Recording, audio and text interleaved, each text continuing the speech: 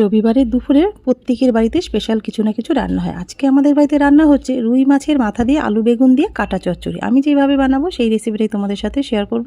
আশা করছি তোমাদের ভালোই লাগবে রেসিপিটা। তো চলো রেসিপিটা শুরু করা যাক। প্রথমেই দেখতে পেলে রুই মাছের মাথাগুলোকে ভালো করে ধুয়ে পরিষ্কার করে হলুদ নুন মাখিয়ে সর্ষের তেলের মধ্যে একদম লাল লাল করে ভেজে নিলাম। তা মাথাগুলো ভাজা হয়ে গেছে। এবার আলু বেগুন লম্বা লম্বা করে কেটে রেখেছিলাম, সেটা এবার এক এক করে ভেজে নেবো। আলুটা ভেজে নিলাম, ওই তেলের মধ্যে বেগুনটাকেও ভেজে নিলাম। নেওয়ার পরে কড়াইয়ের মধ্যে বেশ খানিকটা সর্ষের তেল দিয়ে তার মধ্যে জিরে, তেজপাতা, শুকনো লঙ্কা ফোড়ন দেওয়ার পরে দুটো আমি পেঁয়াজ কুচি দিয়ে দিলাম। দিয়ে ভালো করে লাল লাল করে ভেজে একটুখানি চিনিও দিয়ে দিয়েছিলাম। যেই পেঁয়াজটা ভাজা ভাজা হয়ে গেছে, তারপরে একটা মশলা আমি মিক্সার জারে করে রেখেছিলাম।